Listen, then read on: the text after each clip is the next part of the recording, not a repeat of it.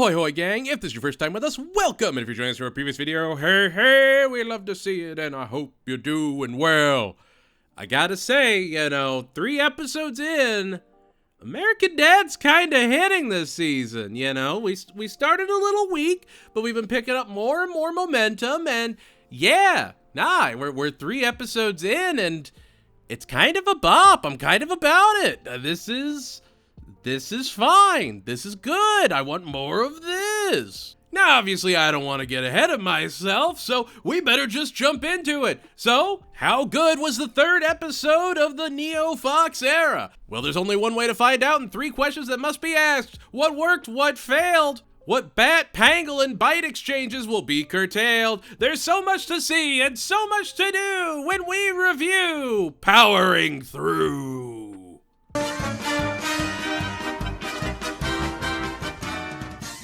I mean, first and foremost, we've got to talk about how much they've been adjusting the intro this season.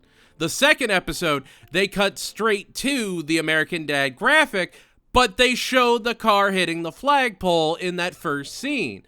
The 1st episode, we get the new intro. And then Powering Through gives us Roku dressed as Steve and Jeff dressed as Francine, because Steve's sick and Francine is babying him. It leads directly into the A story. And then they keep referencing it, having him tell Jeff to open the garage door for him because Francine usually does it even though they never address it. Which makes sense. Even if you don't see it, maybe she does have a little clicker that opens the garage door for him so that he can pull out and go to work. I love that. I love that they took this time to subvert the intro again. Think about how many times they do that in Family Guy. It's usually a quick joke and then they get right into the rest of the story. Here, that is directly impacted by the A story that goes through the entire episode. Simpsons, they may have, a cutaway to some guest artist making this big, grandiose thing that has nothing to do with The Simpsons, but is still rad in its own way. But this, much like the entirety of American Dad, treads that very fine line of earnestly acknowledging it is a TV show and not breaking that 4th wall that you've come to expect. Much like Phineas and Ferb, you have a formula, no matter how loose that you follow, and you start to appreciate those twists to that formula so long as the formula itself is still there for the next episode. Now, for American Dad, that formula is really just as loose as has an intro, Good Morning USA, and the ending is bye, have a beautiful time. And even that changes. Everything in the middle of that, you can do whatever you want, so long as you have that intro, even if you tweak the intro a little bit. And it's like, oh no, he's talking about the intro, so obviously the episode isn't worth talking about, and it's horrible, right? Wrong. I can talk about the intro like this because the B story doesn't exist. It is just an A story episode. And what's the A story? Steve is sick, so Stan has to show him what it means to power through, and that anyone that's sick is a little weakling if they're not just going to work, pushing through it, and fighting that good fight. Who cares if they get everyone sick around them? They're powering through! So when Stan mocks Steve for not powering through, Steve does some just horrible things to Stan's lunch to make sure that he's guaranteed to get sick, and sure enough, Stan powers through his illness. Powering through to the point that his doctor's like, look, he will either croak or he gets rest and heals and does better. Now, does Steve need the dehumidifier and all the stuffed animals and all that? No, absolutely not. But it's not absurd that if you're sick, you should rest. It's not absurd to take time for yourself, to give yourself some grace. And it's on brand for Francine to want a baby and take care of Steve when he's sick. It's understandable for Steve to be a little softer when he's sick, wanting to, drink some ginger ale, take it easy.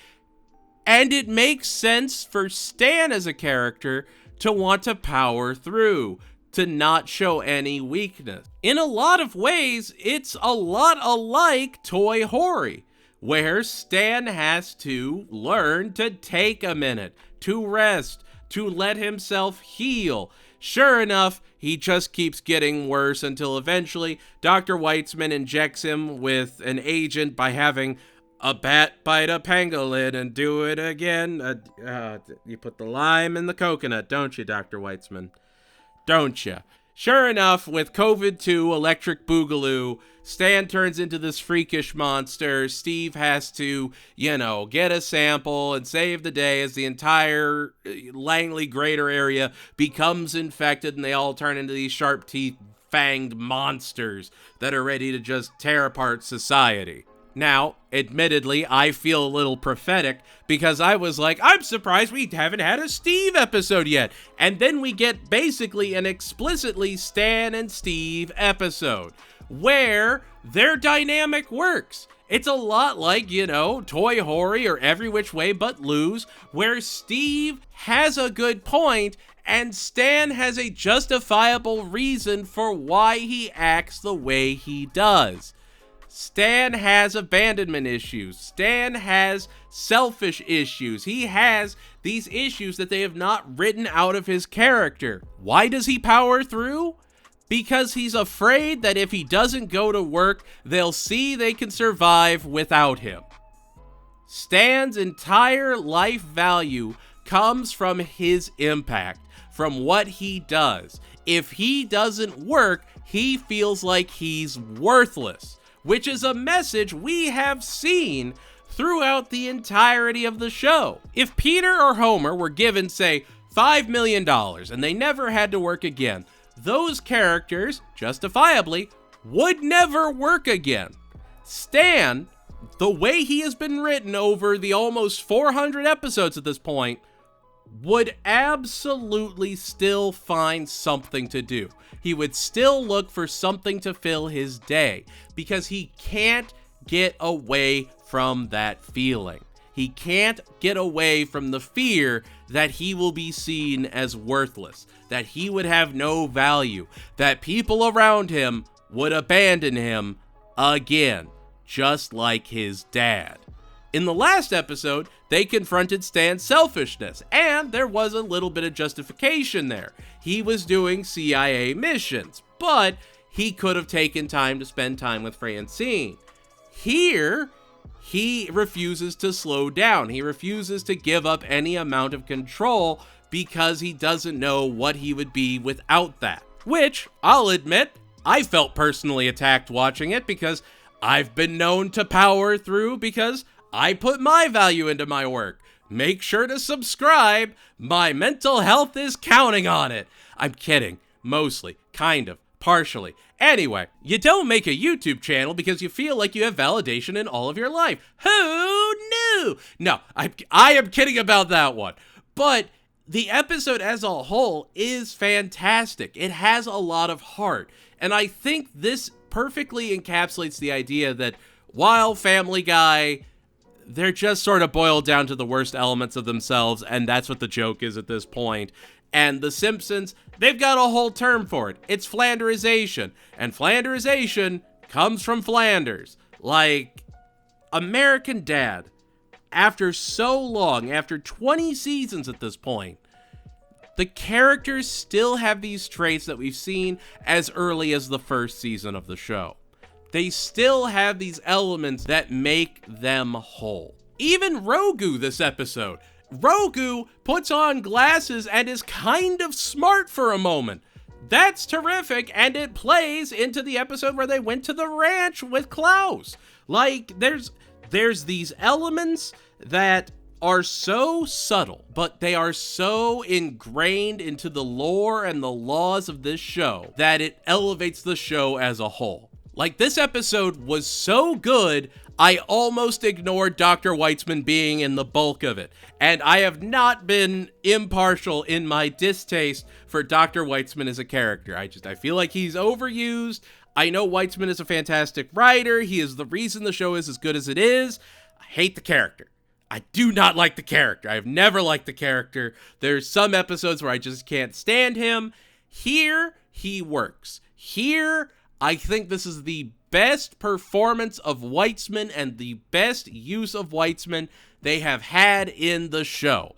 If they incorporate him more like this in the future, I don't think I would be mad at all. This is a perfect culmination of each family member. Now, 3 episodes in, I can't believe I'm saying this, especially given the last season. Where's Haley? What's Haley up to? I feel like, every time I say that, the next episode's going to give me what I want. So give me that Haley episode. Give me that Haley episode, and let's say, give me Reggie.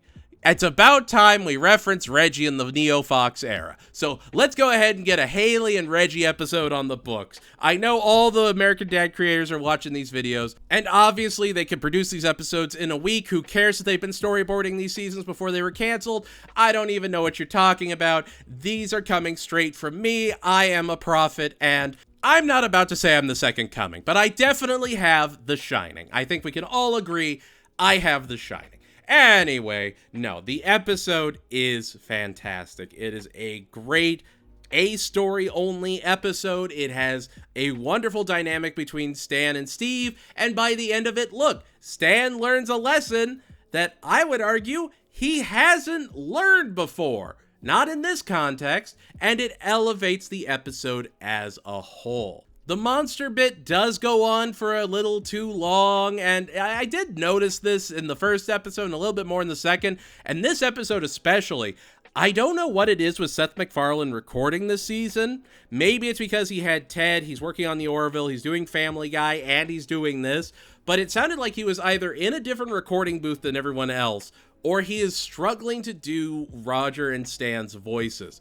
It's a little bit flatter than usual, and his audio is a little bit more forward than it usually is. Usually it's a little bit more relaxed, and you can kind of hear it in the back of his throat. Now it's a little bit more in the forward of his throat, which, man's been doing it for 20 seasons. I get it. If he needs to take a break, take a break. He's got a lot on his plate, and I think he had a Christmas album come out. He's busy. So, I will always give grace to vocal performances. It's just, it was especially noticeable this episode. But if those are the two things I'm coming up with for complaints, is that Stan sounded a little off, and the third act was a little long in the tooth, that's really not that bad at all. I could think of worse things to say about Pumpkin Spice Girl. I really don't know what's going on with Family Guy this season. But let me know if you want to see episodic reviews of that too. I'll happily push those out. But powering through is a pangolin biting 8 out of 10.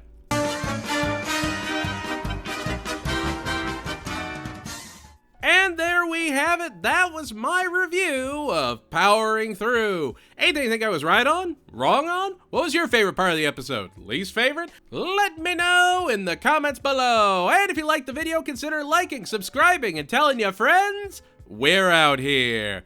Overall, this doesn't just feel like a good TBS episode. This feels like an elevated idea of what a Fox episode could be. It was a Steve and Stan episode that made perfect sense. It worked. It shined. I was genuinely baffled by this episode. Again, much like the Flume Flume Room, I kept thinking about it after I watched it. And I watched it 2-3 times. It's great. It's phenomenal even. Not that funny. Didn't need to be. Didn't have a B story, but it's an episode where a B story might have subtracted from the overall experience. Yeah, no, it was another solid episode where, I don't know, my mind has been put at ease. I am fully locked in on this new season of American Dad. Each episode has gotten just progressively a little bit better. I still think Flume Flume Room is my favorite of the season so far, but enough of that formula we've come to know and love is there, and it's perfected to the point that I am ready for the rest of the season. Anyway, that's going to do it for us here at the Lecture Hall. And if you want to support the channel, consider joining our Patreon or membership programs today. $2 a month gets you your name on this fancy list of champions. Yeah, look at them being so awesome and cool. Like always, remember, especially right now, stay strong, keep fighting that good fight, and know that I believe in you. It is okay to not be okay. It is okay to take a break. Believe you me, I can't judge anyone for taking a break on things. So, stay strong, keep fighting, and know that I believe in you. A rising tide lifts all ships, and I can feel one hell of a wave a-coming. Goodbye, everybody, and I'll see you all next time.